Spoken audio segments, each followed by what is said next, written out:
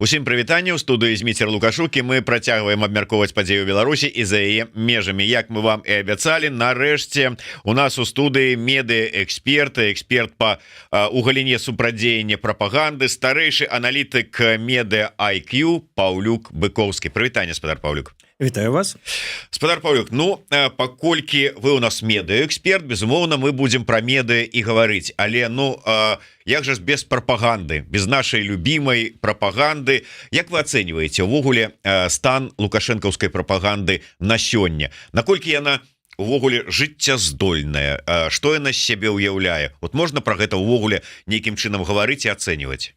Ну, можна казаць пра тое, што яна не з'яўляецца поўнасцю неэфектыўнай, гэта дакладна. Іншае пытанне, што ёсць цэлыя пласты грамадства, для якой яна не можа дабіваць, то бок імунныя да гэтага ўздзеяння. Але дакладна палічыць гэтыя рэчы складана. Ёсць людзі, якія, безумоўна, найбольш уразлівыя, яны глядзяць тэлевізор, і такіх людзей даволі шмат. Это аўдыторыя, якая можа быць не асабліва імкнецца паглядзець навіны на дзяржаўным тэлебачанні, але сярод іншых глядзець і іх. Ёсць людзі, якія зусім кажуць, што не включаюць тэлевізор, такіх людзей таксама шмат, але гэтыя людзі праз міжсабовыя сувязі атрымліваюць тую ж самую інфармацыю. І вось у выніку можа атрымацца сітуацыя, калі людзі, якія не глядзяць тэлевізор, будуць казаць: а у гэтай самай Літве там ці Польшы няма солі, таму трэба з Беларусі весці сваякам соль, там ці штосьці падобнае. Сітуацыя, трошкі камічная, але разам з тым яна паказвае, як сапраўды людзі ў гэта вераць і што это закранае шмат каго. Таму прапаганда ёсць, яна працуе, яна эндакрынуе людзей, але поўнасцю так правесці мяжу, дзе яна уздзейнічае, дзе не ўздзейнічае, даволі складана. Для этого трэба даследаванне. Мы час ад часу чуем, я читаю там, што прапагандысты, яны працуюць для аднаго гледача. Яны найперш, каб яму данесці нейкую тэзу, яму там спадабацца, і гэтак далей, маецца на ўвазе Лукашэнку. Наколькі гэта сапраўды адпавядае рэчаіснасці, ці гэта можа быць, мы так сябе супакойваем, нейкія ружовыя акуляры апранаем? Я бы развёў гэтыя рэчы. Глядзіце, з аднаго боку ёсць бюрократычная логіка, трэба спадабацца начальніку. І так яны сапраўды працуюць, каб спадабацца начальніку. Але начальнік патрабуе, каб быў эфект. І гэты эфект таксама ёсць. Бо ёсць пэўныя наратывы, якія працуюць, і людзі сапраўды вераць, што яно адбываецца менавіта так, як прапануе карціну свету дзяржаўная прапаганда. Ёсць тое, дзе прапаганда хоча дэмаралізаваць апанентаў кіраўнога рэжыма, і разам з сілавымі структурамі тут што першаснае, што другаснае можна спрачацца, бо рэпрэсіі, безумоўна, высокія ў Беларусі, але эфект медыйны ад гэтых рэпрэсій яшчэ большы, чым тое, што адбываецца штодзённа. Всё гэта разам уплывае на паводзіны людзей, і гэта прапаганда не працуе проста выключна як адзінае нешта. Яна ёсць часткай сістэмы, і гэтая частка вырашае свае задачы. Таму прапаганда не пужае Лукашэнку рэпрэсіямі. Это не на яго накіраваная. Таму хутчэй за ўсё тыя, хто кажа, што прапаганда выключна для аднаго гледача працуе, трошкі памыляюцца. Сапраўды шмат такія даходзіць інфармацыя пра тое, што тыя, хто з'ехаў і маюць сувязі нейкія там з бацькамі, якія застаюцца ў Беларусі, і час ад часу там раптам: а у вас там есці ёсць што, а вы там не мёрзнеце. І такое адчуванне, што сапраўды дабівае, даходзіць прапаганда. Ці можна нейкім чынам, усё ж таки, вы сказалі пра тое, што трэба рабіць даследаванні, каб ўсё ж таки зразумець, а ёсць магчымасць такія даследаванні зрабіць, ёсць магчымасць уявіць сабе, наколькі яна ўсё ж таки дзейсная, эта прапаганда? Ёсць даследаванні, якія даюць магчымасць адказваць на частку пытанняў. Магчыма, ёсць нейкія даследаванні, пра якія я не чуў, але хутчэй за ўсё я чуў пра большасць даследаванняў, якія вядуцца ў гэтай сферы па Беларусі.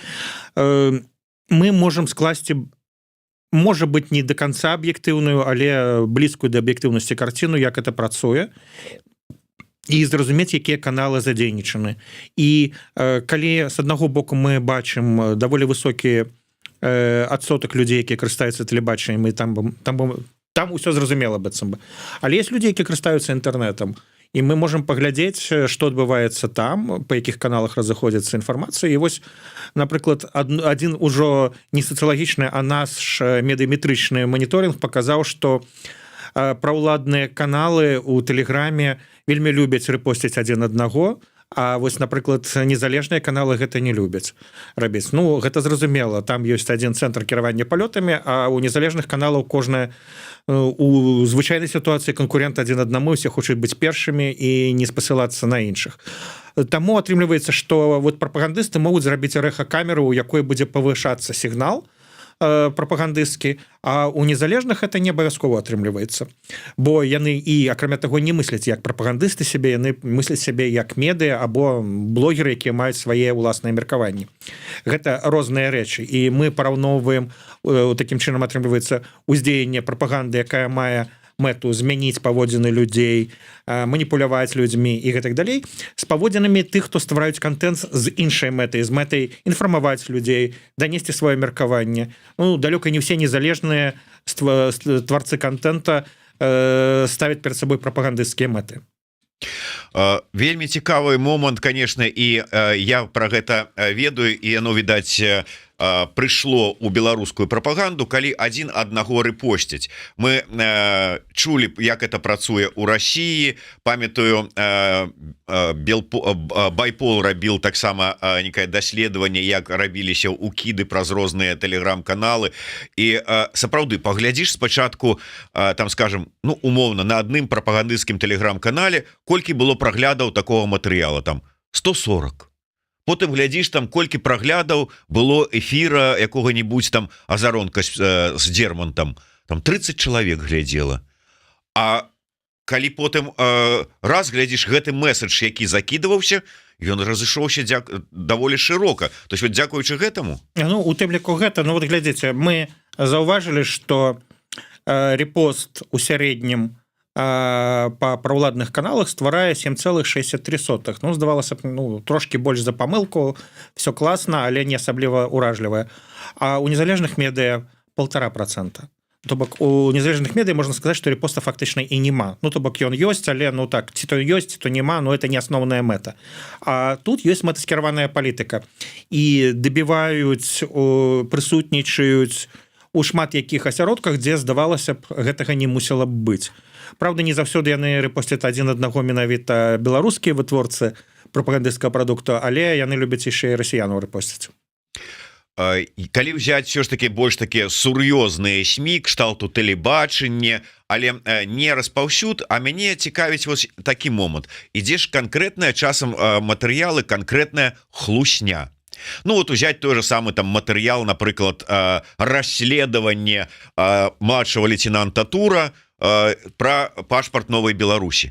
Вот пашпарта Новай Беларусі у прыродзе яшчэ не існуе, а ему ўжо, оказывается, яго зрабілі по замове, і не адзін нават, а два, і вот ён показывае гэта ўсё, там ці іншыя якія-нибудь матэрыялы, якое потым выкрываецца, што не было такога. Як это ўвогуле спрацоўвае?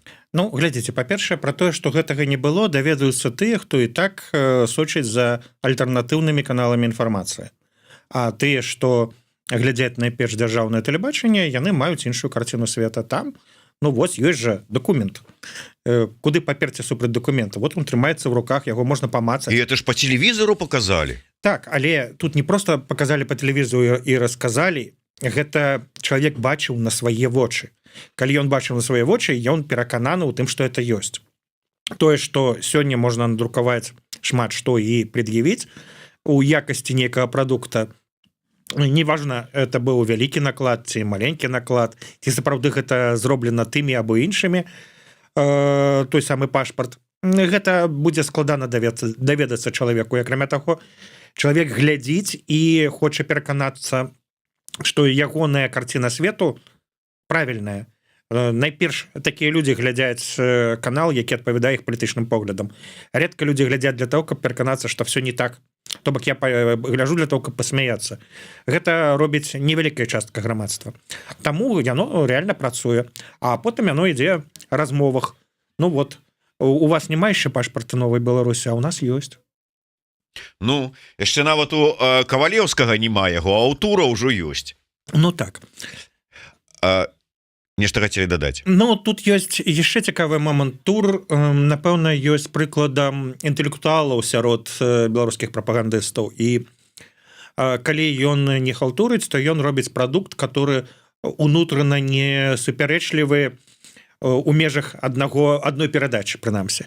Ёсць іншыя, і вось недавно мы просто з вялікім абурэннем убачылі перадачы з выступамі Азаронка, дзе былі просто фізіялагічнае смакаванне размовы пра катаванне чалавека з поўным апісаннем гэтага, і гэтыя рэчы просто нават калі расказваць пра падобнае, гэта можа стварыць праблему таго, хто расказвае на Ютубе і іншых каналах, бо это будзе парушаць правілы супольнасці. Але вот такое таксама ўзнікла. І трэба зазначыць, што у 2001 годзе такое было, а потым яно сыходзіла з такого фокуса, оно зрабілася не самым важным для беларускіх прапагандыстаў. А вот зараз зноў падлучаецца, як такі прычэпны вагончык. Ёсць інтэлектуал, які будзе дражніць з аднаго боку з'ехаўшых, збегшых, збеглых, а з другого боку ёсць Азарёнак, які будзе просто іх запужваць і запужваць сваякоў, якія магчыма застаюцца ў якасці закладнікаў унутры Беларусі, і гэта таксама працуе.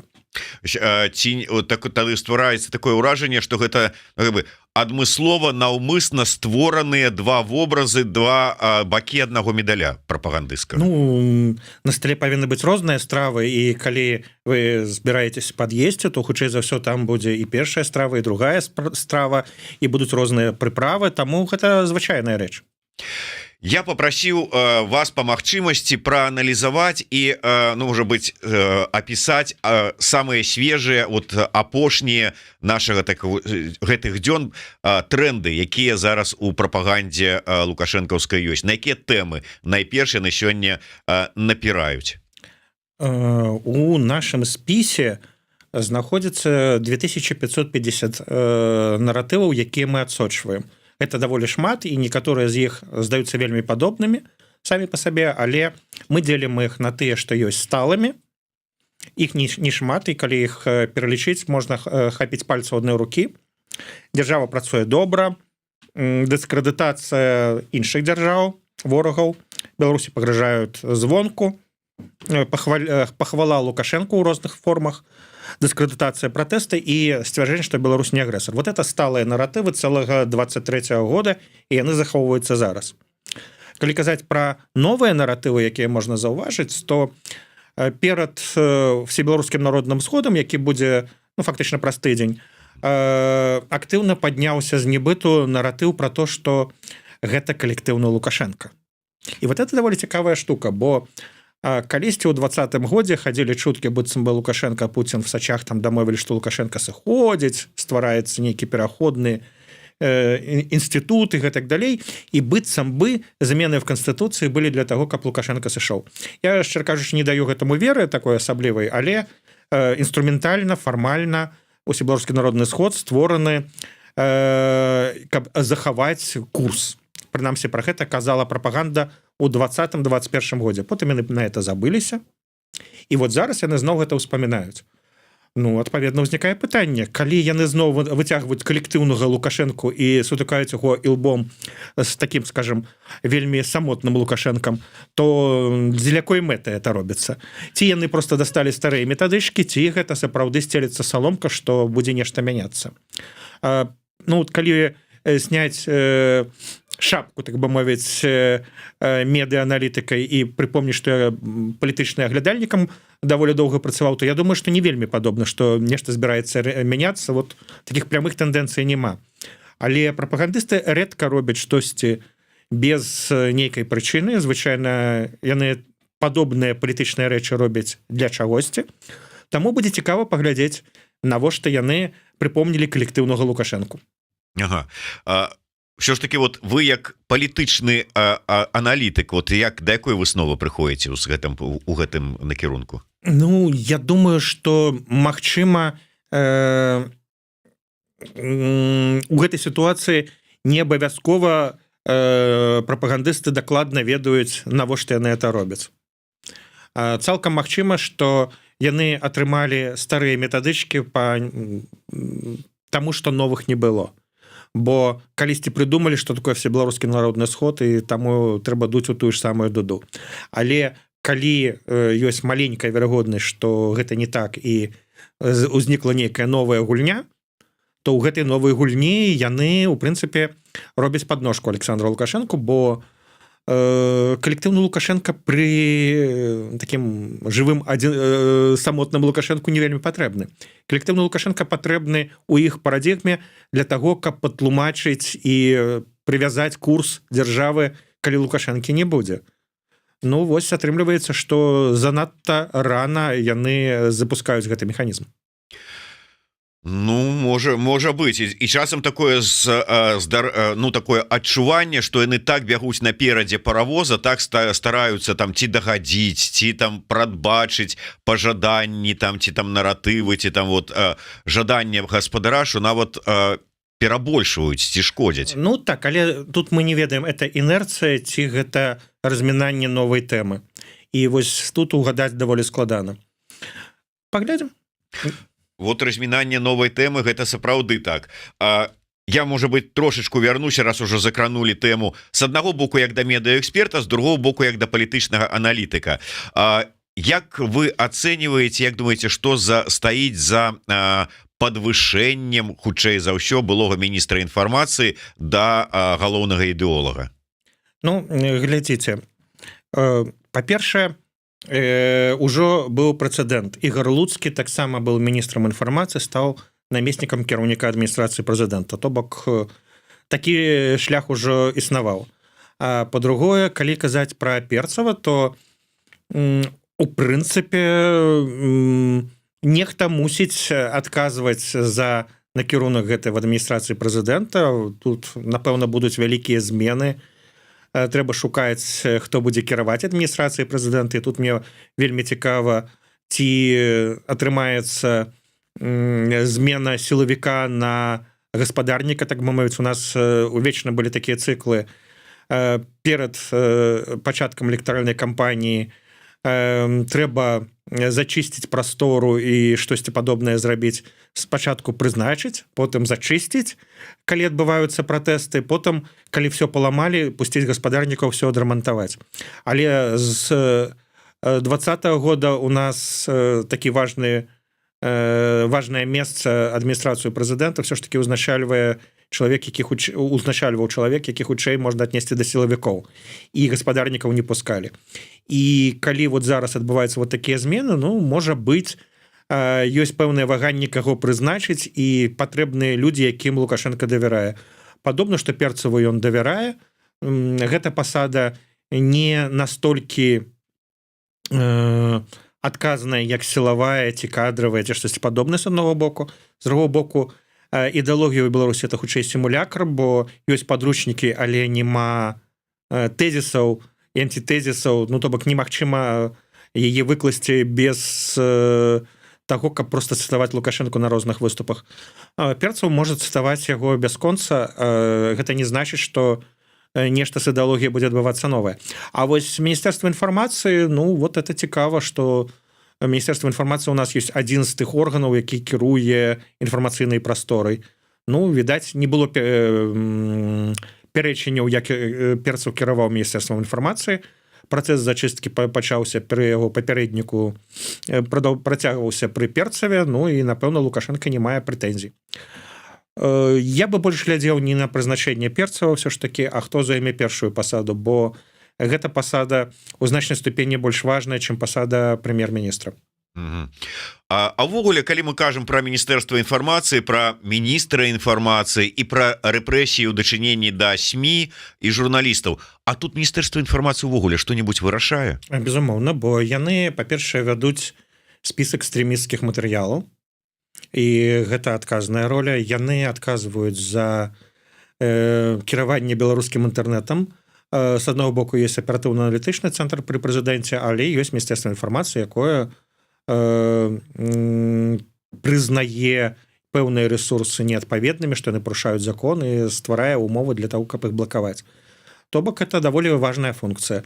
Акрамя таго, не трэба забывацца, што міністэрства інфармацыі яшчэ займаецца фармаваннем дзяржаўнай палітыкі ў гэтай галіне, і калі Александр Лукашенко гадамі кажа, што не глядзіце в этот інтэрнэт, мы все вырашым з дапамогай тэлебачання, то спецыялісты все ж таки, думаю, у тым ліку міністэрства інфармацыі падказваюць, што все ж таки трэба працаваць і в інтэрнэце. І мы бачым, што укладанне в інтэрнэт, спецыялісты, якія працуюць на тым баку, у тым ліку ў сацыяльных сетках, у тым ліку прасоўвання па розных каналах дзярж-СМІ, ну, яны працуюць лепей, чым калісьці раней. Я вярнуся трошку да самого, то есть вот да прапаганды, але ў якім стане яна знаходіцца, у тым сэнсе, што раней мы казалі, што лукашэнкаўская прапаганда, яна рухаецца, ну, ці ў фарватары, ці у адпаведнасці з рэчышчам, у якім ідзе і расійская прапаганда. На сёння захоўваюцца гэтыя ж самыя тэндэнцыі? Ну, я бы трошки по-іншаму это сфармуляваў. У нас адбылася синхронизация беларускай и российской пропаганды. Синхронизация это значит, что накірунак падобны. Але яны попутчики. Ёсць ситуации, дзе яны супадаюць полностью, ёсць ситуации, дзе адрозніваюцца. Напрыклад, Беларусь не агрэсар, гэта уласная ідэя беларускай прапаганды. Гэта не тое, што хоча сказаць Кремль.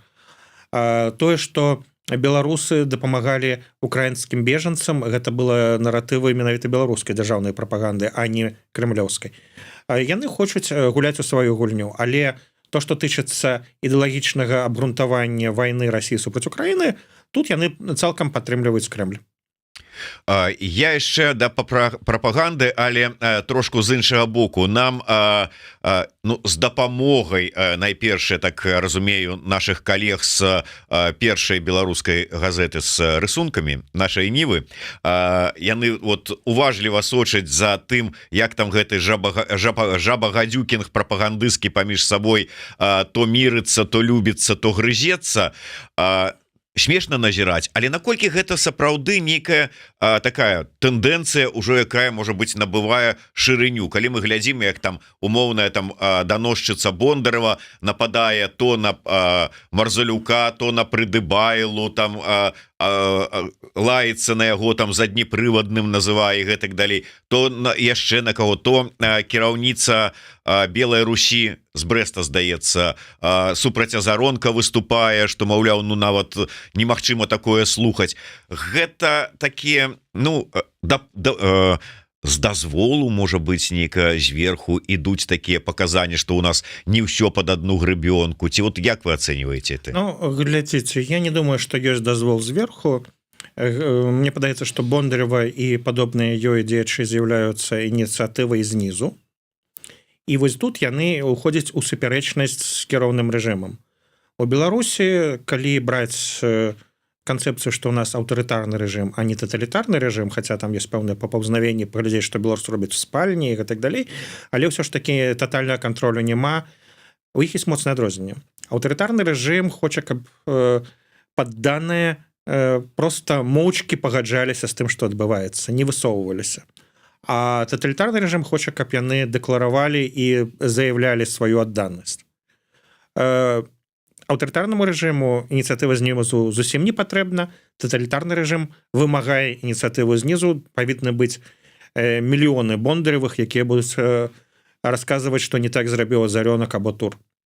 Таму яны, хутчэй за ўсё, выпалі з канцініума, так бы мовіць, і яны працуюць у той сферы, дзе яны думаюць, што яны робяць нешта для дасягнення сваёй мэты, але хутчэй за ўсё і сілавікі, і прапагандысты, і чыноўнікі, якія за ўсё гэта адказваюць, ну, з вялікай перасцярогай глядзяць на эту актыўнасць і спрабуюць задвінуць.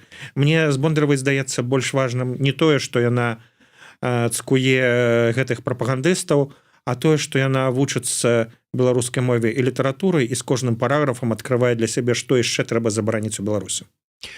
Безумоўна, гэта важна.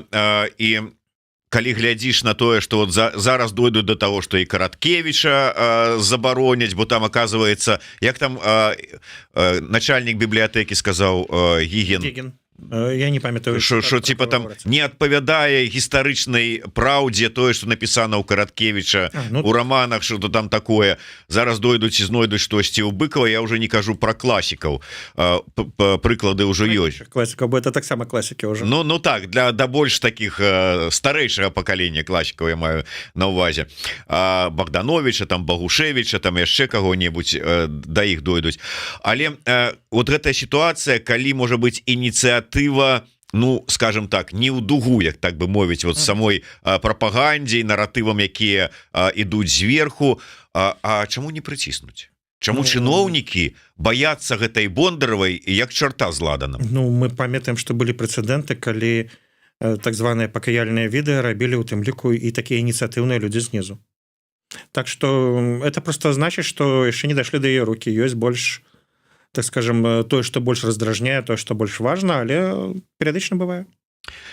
Часам таксама разважаем, калі вот глядзім, як ідзе вот эта вот трансфармацыя, дэградацыя рэжыма, да чаго это дойдзе, там параўнанні з 30-ми гадамі мінулага стагоддзя, калі часам сістэма пачынае, как говорится, есці саму сябе.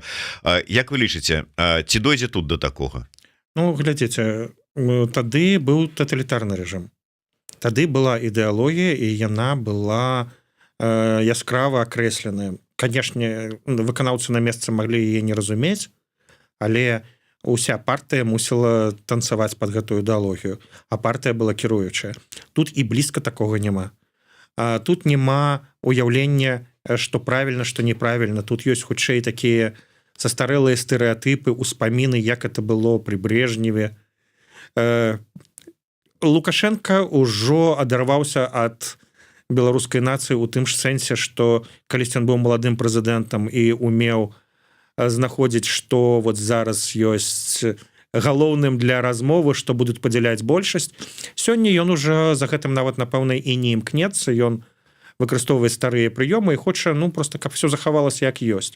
Ну, а гэта як у Гесіёда была праца і дні, раней быў залаты век, а зараз вот уже не ведаюць, як багам пакланяцца, як землю араць і гэтак далей. Я вас всех навучу. Ну вот ён і вучыць. Ну а прапаганда стараецца паказаць это ўсё. Асноўныя такі адні з асноўных тэзаў, якія мне падаецца, ну дакладней не тэзаў, а то, што закладзена ў беларусах у падсвядомасці, гэта, ну як кажуць яшчэ, абы б не было вайны. Ну і стаўленне можа быць пазітыўнае да суседзяў, да тых жа самых украінцаў. Ці атрымліваецца, ці працуе прапаганда ў тым, каб ўсё ж такі пераканаць беларусаў, што ну і вайна это вот как бы можа быть не так і дрэнна, бо там падтрымаць рускіх і гэтак далей, і што зрабіць з ворагаў з Украіны. Атрымліваецца гэта ў прапаганды? Ці ёсць увогуле гэтыя спробы? Такія спробы былі напрыканцы 21-го, пачатку 22-го года. Было выпад супраць Украіны і атаясамлення з нацысцкім рэжымам, путчы і так далей. Гэта было вельмі актыўна.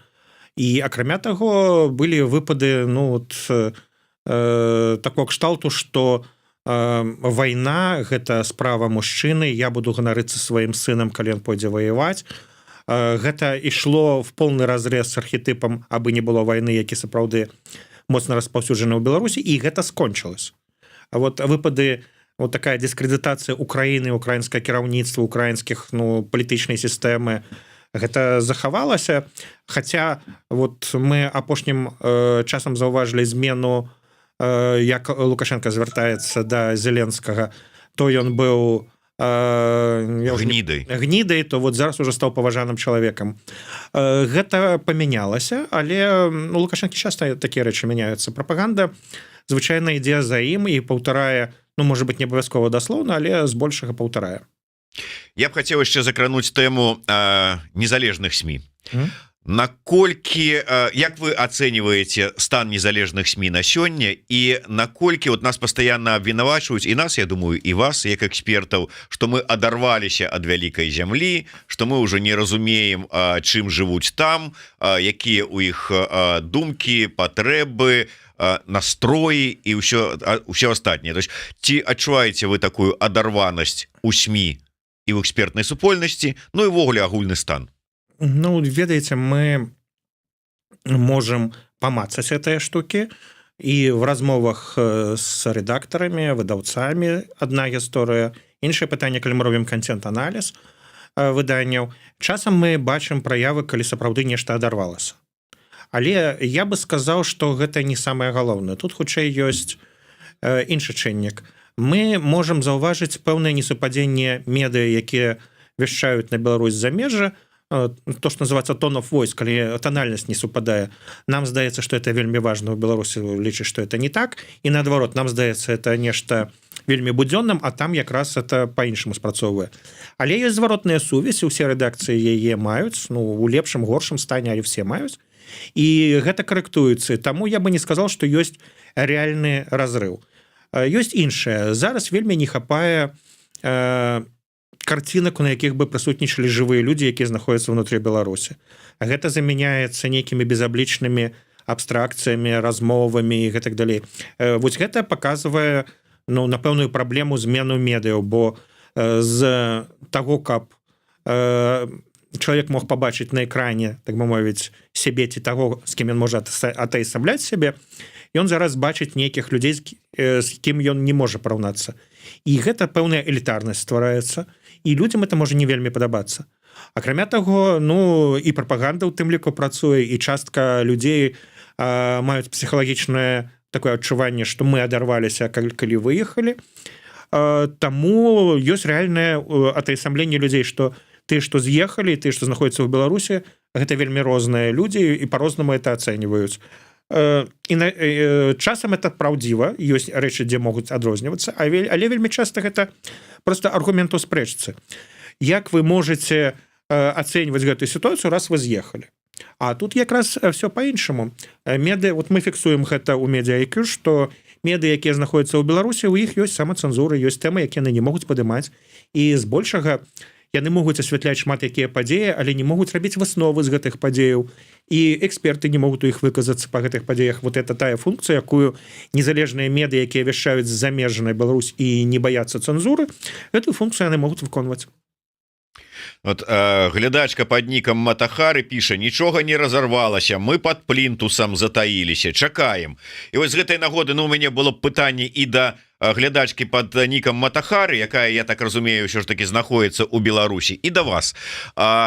Вот ситуация, калі мы ўсе стали экстрэмісцкімі фарміраваннямі, і за тое, что нас глядзяць, слухаюць, чытаюць, калі гэта стане вядома, там подглядзіць які-нибудь товарищ майор, то адпаведна пакаранне людзям. Як это ўплывае на, ну, ввогуле на тое, як даходзіць інфармацыя, на стан наших СМІ, на тое, што магчымасці нашай данясення інфармацыі? Гэта важны фактор, бо чалавеку трэба свядома рызыкаваць, каб глядзець падобнага кшталту каналы. Але з другого боку, мне падаецца больш важным фактор, ці ёсць палітычныя падзеі, за якімі трэба сачыць. Бо калі раптам аказваецца, ну, неважна, палітыка, эканоміка, нешта надзвычайнае, што ўплывае на маё жыццё, то людзі і за савецкім часам слухалі радыё Свабоды, BBC, Deutsche Welle, што заўгодна. Чаму яны это рабілі? Бо ім хацелася даведацца іншы погляд на тое, што адбываецца. Яны ведалі, што іх жыцці нешта адбываецца, пра што не пішуць савецкія газеты. Зараз тая ж самая сітуацыя, але тады мы маглі казаць пра, ну, нейкія агульныя тэндэнцыі і толькі Чэрнобыль ці штосьці падобнае там вырывалася, ці там цкаванне пэўнага пісьменніка ці паэта, музыканта, дысідэнта. Гэта можна было даведацца з дапамогай замежных галасоў. Зараз это даволі лёгка даведацца, але не ёсць тое, што, ну, реально цікавіць масу людзей. Людзей цікавіць, што памяняе маё жыццё. І вось гэтай інфармацыі не хапае як у медыях унутры Беларусі, так і ў замежжы. Ну, напэўна, рэчаіснасць такая. Але это не значит, што людзі перастануць сачыць за медыямі і так далей. Просто яны сочаць менш уважліва. Ёсць лаяльнае ядро медыяў, якія сочаць за гэтым, і это даволі часта бываюць актыўныя людзі, у тым ліку грамадска-палітычна актыўныя. І ёсць тыя, якія больш цікавяцца зараз прыватным сваім жыццём, і это нармальна, это ва ўсім свеце так. Але калі адбываецца падзея, то ім адразу хочацца даведацца, дзе што адбылося і як з гэтым разабрацца. І вот тут ужо можна і VPN установіць і пашукаць, дзе на каналах хто пра гэта сказаў, ну і знаходзяць. Але напэўна яшчэ адна праблема медыа, якія зараз існуюць, адарваныя ад Беларусі ў нейкай ступені, яны адарваныя галоўным чынам ад беларускага бізнеса, і ім аказваецца вельмі складана зарабляць на тым, што яны працуюць для беларускай аўдыторыі. Рэжым свядома разбіваў бізнес-мадэлі беларускіх медыяў, каб іх знішчыць, і ён іх не змог знішчыць, яны выжылі, але яны все больш залежаць ад нейкіх партнёрскіх праграм, пошука праектаў, каб сябе падтрымаць. І гэта новая сітуацыя для беларускіх медыяў, і ім не так соладка жывецца, як здаецца, можа быць, туру ці іншым беларускім прапагандыстам.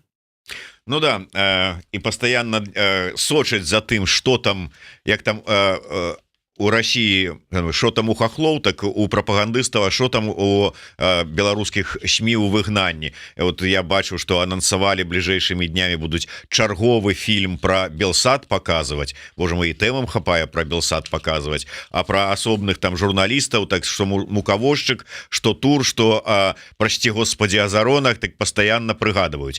Ну, Белсат может быть удзячны, что ягоны бренд яны распаўсюджваюць. Рекламуюць, да, можна сказать, можна сказать. І так у гэтай сітуацыі, як вам падаецца, вот што апошняя тэндэнцыя такая, у адзін кошык там, ці скажем там агулам ставяць, ну там на разгляд, ці там скажем у адну і тую ж самую базу расійскія СМІ ліберальныя за мяжой і беларускія, наколькі гэта небяспечна? Ну, глядзіце, не сакрэт, што беларусы любілі сачыць увесь час за тым, што адбываецца у свеце з дапамогай расійскіх медыяў. Мала хто, не зусім маргінальная група, але тым не менш мала хто валодае англійскай, французскай, нямецкай, іншымі мовамі, а рускай мовай валодаюць фактычна ўсе, і там у тым ліку з-за эфекта маштаба даволі якасныя прадукты вырабляюцца, і там шмат людзей над гэтым працуе, шмат каманд, ёсць чаго выбіраць. Таму беларусы прывыклі, што можна там сачыць. Але вось я калісьці заўважыў даследаванне на амерыканскай глебе па распаўсюду, это здалёк трошки захожу, па распаўсюды Нью-Йорк Таймс, в прынцыпе газеты, якая лічыцца прадэмакратычнай, а не прарэспубліканскай, і ўплыў на тое, як адбываюцца электаральныя кампаніі ў тым або іншым штаце, бо выбары ж адбываюцца на месцы, а газета федэральная. І аказалася, што людзі пераключаюцца на федэральную газету, бо яна якасная, але пры гэтым яны выпадаюць з мясцовай павесткі дня, і адпаведна яны не сочаць за тым, што адбываецца у штаце, ну іх на мясцовым узроўні, ім не так цікава. Да іх часам штосьці прылятае, калі это ўж звыш нешта адбываецца. Але часцей за ўсё яны ведаюць, што адбываецца ў Вашынгтоне і Нью-Йорку. І гэта давала мінусавыя, так скажем, паказчыкі для дэмакратычнай партыі.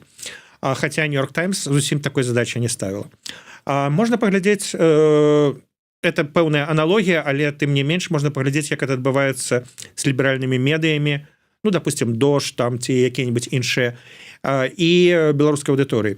Беларускай аўдыторыі зручна глядзець Дождь, ён добры канал, у яго можна падзяляць, не падзяляць іх ацэнкі, але ну все зроблена даволі якасна. Але пры гэтым Беларусь там будзе маргінальнай тэмы, якая будзе з'яўляцца час ад часу. І у выніку акажацца, што беларуская аўдыторыя не будзе у павесткі дня Беларусі, яна будзе в павесткі дня ў Расіі, будзе разважаць правільна там з гэтым разумным галасаваннем ці з чымсьці яшчэ, ці неправільна прыдумалі, які там фільм выпусцілі, што там кажуць пра ліхія 90-е. У Беларусі тэма ліхіх 90-х не было, бо насамрэч яны выглядалі ў нас зусім не так, як у Расіі, і у нас не было такой прыватызацыі, у нас все ішло іншымі шляхамі, але дзякуючы вот таким ліберальным расійскім медыа адбываецца пэўная трансфармацыя. Людзі постфактум помняць тое, чаго насамрэч з чым яны не сутыкаліся. Бо вы ведаеце, што любы сведка трошки трансфармуе тое, што ён бачыў, ад пытанняў, ад таго, што ён даведаўся новае. Ну і акрамя таго, яно неяк так лепей запамінаецца, калі табе 5 разоў нагадалі штосьці. Таму я думаю, што сам па сабе эфект, калі беларусы будуць глядзець праз вакно не беларускіх медыа на беларускія падзеі все ж таки будзе даволі шкодным. Цалкам згодны, тому что нават ліберальна глядзець, але калі там ад лібералаў ідуць тэзы там умоўна кажучы пра адзін народ, то на карысць Беларусі гэта не пойдзе там ці там все будуць ведаць што ж там Юлія Навальная, што ж там яшчэ які-небудзь там Дудь там што зрабіў, а што тут у Беларусі з беларускім повесткай, ну как бы застанецца. Але это не значит, что трэба штосьці забараняць. Я пра іншае, просто само по сабе калі на столе застаецца толькі одна страва, то будзе пэўны дыетычны вынік. Калі мы будем мець разнастайную палітру на столе, то будзе значна лепей. Ну гэта вот можна сказаць такая тэза ці парада ад спадара Паўлюка про тое, як все ж таки і можа быць не ў адным рэчышчы быць з аднаго боку, а з другого боку как бы і ад уплыву прапаганды пазбаўляцца. Гэта не толькі гэтая страву прыгатаваную там турам ці азаронкам хай і ганебна, але есці, але вот і іншае спрабаваць. На завяршэнне можа быть такая апошняя падзея, якая там здарылася ў незалежных наших медыа, гэты вот такі умоўна кажучы там скандал не скандал, ну такое пэўнае выказванне розных пазіцый журналіста Белсата подсасоннага і коорднацыйнай рады. Я тут не тое, что там вот ваше на чыім вы баку там. А я шчыра кажучы думаў, што будзе пра іншае. Да? Про што не дражні дзеда. Ну бо про гэта у вас было вельмі шмат размоваў. Ну так што там з падсасонным? Дарэчы, добра, што вы нагадалі. Это будзе тады на завяршэнне. Я про тое, што ўсё ж такі ізноўку такое адчуванне, што калі ідзе абмеркаванне гэтай тэмы, што нібыта там падсасонны не так выказаўся ў бок Егорова там напісаў скаргу на яго Дзекавіцкаму, ну і гэтак далей. І пачало гучаць такое міжволі, такое, што мы ж в адной лодке, навошта ж там вот крытыкаваць, мы ж павінны быць адны разам рабіць адную справу. Ці можем мы про гэта гаварыць, ці это не пра журналістыку? Ну глядзіце, насамрэч журналісты і палітычныя актары ці палітычныя ці грамадскія актывісты гэта не адна лодка. Журналісты працуюць не на іх, а на сваю аўдыторыю. Журналісты задаюць пытанні, каб аўдыторыя разабралася, не таму што яны кагосьці любяць ці не любяць. Такое таксама можа быць, бо ёсць у тым ліку і партыйная і палітычная журналістыка, ну, так скажем, баррикадная. Але тут, мне падаецца, ситуация такая, с аднаго боку, можа быць, трэба паглядзець кантэкст выказвання падсасоннага, ці меў ён рацыю. Я не глядзеў гэты эфір, мне складана ацаніць па пераказах, бо пераказы часам нешта перакручваюць, але цалкам магчыма, што ён дапусціў памылку. Тады, калі это так, то можна прызнаць эту памылку. А з другого боку, калі паглядзець, ну, з пункту гледжання media relations, ну, самой тэорыі, наезжать на журналістаў такім чынам это не слушны шлях, бо журналісты звычайна любяць, калі на іх крыўдзяцца і на пакручаных будуць вазіць ваду.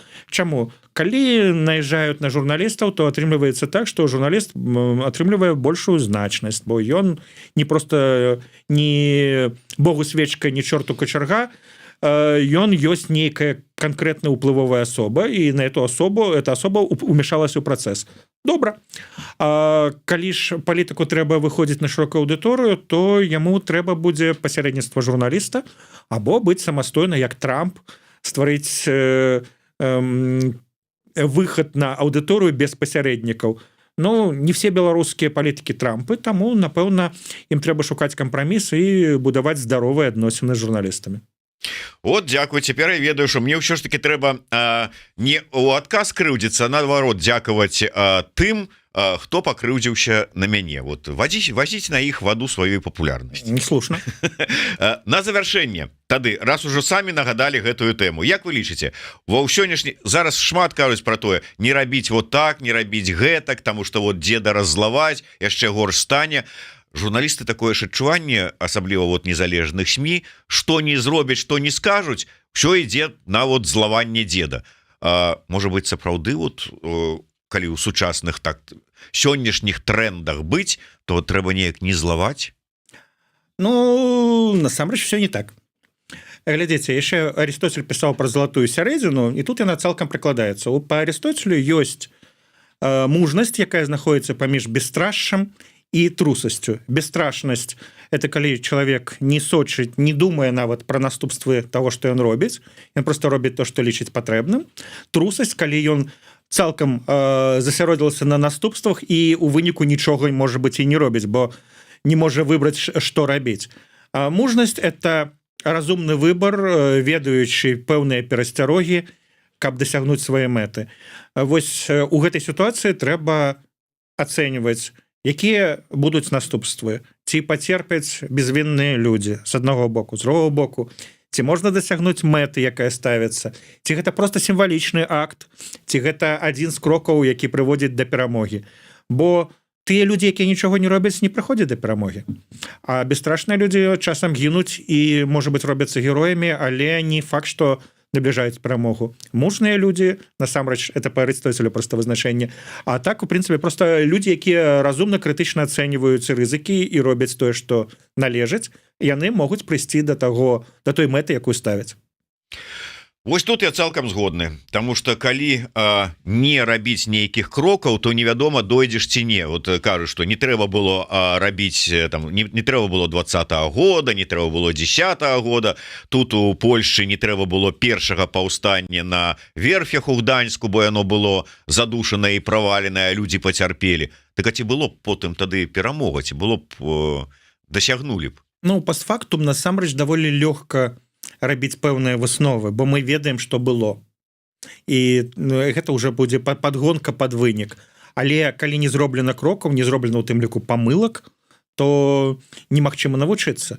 Калі мы робім першыя крокі ў сваім жыцці, ці нашы дзеці, калі робяць першыя крокі ў жыцці, яны не заўсёды ходзяць вельмі прыгожа, не заўсёды даходзяць туды, куды хочуць. Часам больш поўзаюць, чым ходзяць, ці штосьці падобнае, могуць неправільна гаварыць і гэтак далей. Але гэта працэс. І калі не рабіць памылак, это значыць, што калі баяцца толькі рабіць памылкі, то нічога не атрымаеш. Трэба вучыцца, але мой пункт гледжання тут у сітуацыі дражніць ці не дражніць дзеда, трэба думаць. Не з пункту гледжання парадыгмы дражніш ці не дражніш, а ці дасягаю я гэтай мэты і ці каштуе дасягнення гэтай мэты тых ахвяраў, якія, магчыма, будуць прынесеныя. І ці маю я права ахвяраваць кімсьці, ці я ахвярую сам сабой. Ну, то бок, є шмат этычных пытанняў, якія ўсё роўна застаюцца. Але калі нічога не рабіць, то нічога і не будзе. Так что давайте дзейнічаць так, каб Арыстоцелю не было за нас сорамна. Дзякуй вялікі.